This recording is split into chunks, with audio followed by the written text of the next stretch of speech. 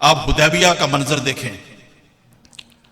حدیبیہ کے موقع پر جو شرائط سامنے آ گئی تھی وہ بڑی غیر منصفانہ شرائط تھی.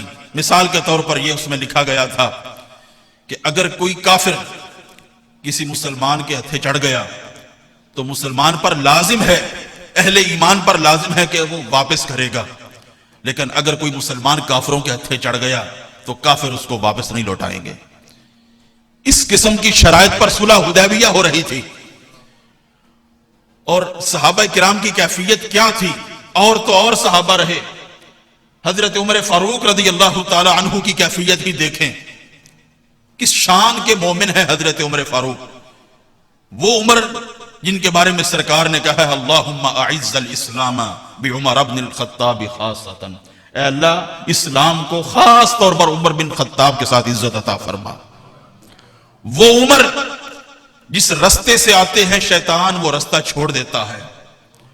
وہ عمر جس عمر کے بارے میں سرکار نے فرمایا یہ محدث هذه الامہ، پہلی امتوں میں بھی محدث ہوا کرتے تھے، اس امت میں بھی اگر کوئی محدث ہے جس پر الہام ہوتا ہے تو عمر بن خطاب ہے. وہ عمر جن کی موافقت میں قرآن کریم کی کئی آیات نازل ہوئیں. وہ عمر جن کے بارے میں سرکار نے کہا لو کان بعدی نبی لکان عمر بن الخطاب، اگر میرے بعد نبی ہوتا تو عمر بن خطاب نبی ہوتے، لیکن نبوت کا دروازہ بند ہو گیا. اس شان کا صحابی، اس کی کیفیت دیکھیں، اور جناب صدیق اکبر کی ایمان کی کیفیت دیکھیں، اور ان کا یقین اور ان کا مستحکم ارادہ دیکھیں. آپ حیران ہوں گے کہ کیا مماثلت ہے جناب صدیق اکبر رضی اللہ تعالی عنہ کے ایمان کو مصطفیٰ کریم علیہ الصلوۃ والتسلیم کے ایمان کے ساتھ. حضرت عمر کہتے ہیں، حضور کے پاس آتے ہیں، کہتے ہیں یا رسول اللہ الست نبی اللہ حقا، کیا آپ اللہ کے سچے نبی نہیں ہیں؟ یہ جو آپ شرائط طے کر رہے ہیں، اتنی غیر منصفانہ شرائط ہم دب کے قبول کر رہے ہیں. الست نبی اللہ حقا، کیا آپ اللہ کے سچے نبی نہیں ہیں؟ یہ بخاری شریف میں روایت موجود ہے، حدیث نمبر 2731 ہے. تو سرکار نے فرمایا بلا، کیوں نہیں، میں اللہ کا سچا نبی ہوں. حضرت عمر کہتے ہیں السنا علی الحق وعدونا علی الباطل، کیا ہم حق پر نہیں ہیں، ہمارا دشمن باطل پر نہیں ہے؟ سرکار نے فرمایا کیوں نہیں، ہم حق پر ہیں اور دشمن بھی باطل پر ہے. حضرت عمر کہتے ہیں فَلِمَا نُعْتِ الدَّنِيَّةَ فِي دِينِنَا اِذًا، یا رسول اللہ پھر ہم کمزوری کیوں دکھا رہے ہیں اپنے دین کے حوالے سے؟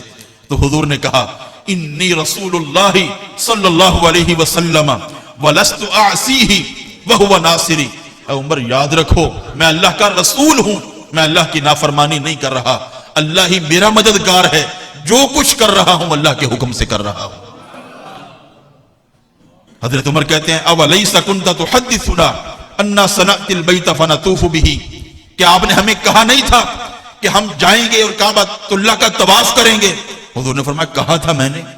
حضرت عمر کہتے ہیں أَفَأَخْبَرْتَنَا أَنَّا نَأْتِيهِ الْعَامَ، کہ آپ نے یہ نہیں کہا تھا کہ اسی سال کریں گے؟ سرکار نے فرمایا لا، میں نے یہ نہیں کہا تھا اسی سال کریں گے. بعض لوگ یہاں پر کہتے ہیں کہ سرکار کو غلطی لگی تھی، حدیبیہ کو سمجھ نہ سکے تھے، سرکار کو یاد نہیں تھا، غلطی لگی. یہ بخاری شریف ہے، سرکار خود فرما رہے ہیں لا، میں نے یہ نہیں کہا تھا کہ اسی سال کریں گے.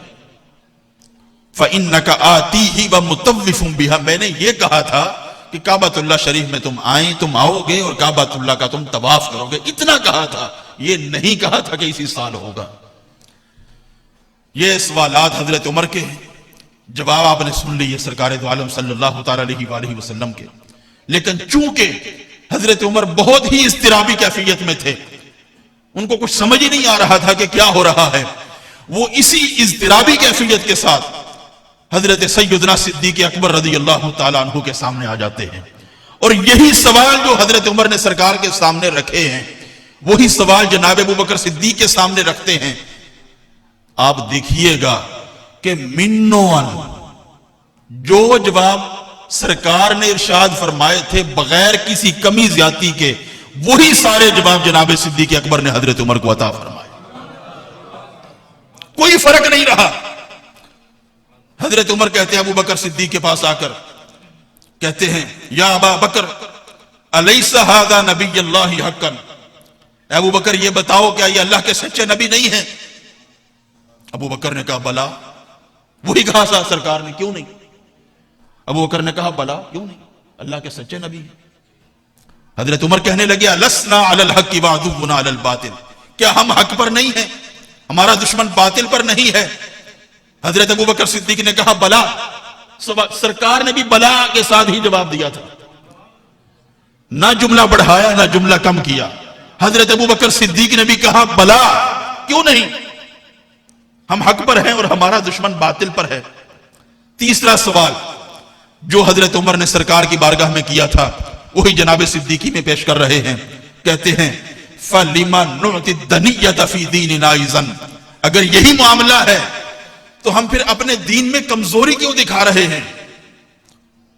قربان جائیں صدیق اکبر کے جواب میں.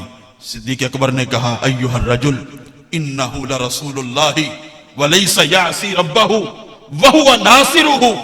اے عمر کیا بات کر رہے ہو، وہ اللہ کے سچے رسول ہیں، وہ اپنے رب کی نافرمانی نہیں کر سکتے، وہو ناصرہ، وہی ان کا مددگار ہے.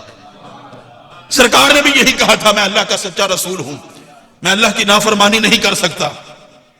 اللہ ہی کہنے لگے الیس کان یحدثنا انا سنأتی البیت ونطوف بہ، کیا سرکار نے ہمیں یہ نہیں کہا تھا کہ ہم بیت اللہ شریف جائیں گے اور طواف کریں گے؟ صدیق اکبر نے کہا بلا، کہا تھا. سرکار نے بھی یہی کہا، میں نے کہا تھا آئیں گے طواف کریں گے. حضرت عمر کہنے لگے صدیق پاک کو افاخبرک انک تأتیہ العام، کیا سرکار نے یہ نہیں کہا تھا کہ اسی سال آئیں گے؟ حضرت صدیق پاک نے کہا اللہ، سرکار نے یہ نہیں کہا تھا. سرکار نے، سب صحابہ یہ سمجھ رہے تھے کہ سرکار نے یہ کہا ہے اسی سال آئیں گے، لیکن صدیق پاک کہہ رہے ہیں اللہ، سرکار نے یہ نہیں کہا تھا، سرکار نے صرف یہ کہا تھا فَإِنَّكَ آتِيهِ وَمُطَوِّفٌ بِهِ، یہ کہا تھا کہ بیت اللہ شریف جاؤ گے اور طواف ہوگا. باقی رہا کیا حکمتیں ہیں حدیبیہ کی. یہ جو بندہ سیرت رسول کریم کو پڑھتا ہے وہ جانتا ہے کہ یہ حدیبیہ ہی فتح مکہ کا مقدمہ ثابت ہو رہا تھا. اللہ اس کا رسول حکمتیں بہتر جانتا ہے. لیکن قربان جائیں جو جواب سرکار نے ارشاد فرمائے صدیق اکبر کے کامل ایمان پر قربان جائے بغیر کمی زیادتی کے منو ان، وہی جواب صدیق اکبر نے حضرت عمر فاروق رضی اللہ تعالیٰ عنہ کو عطا فرمایا.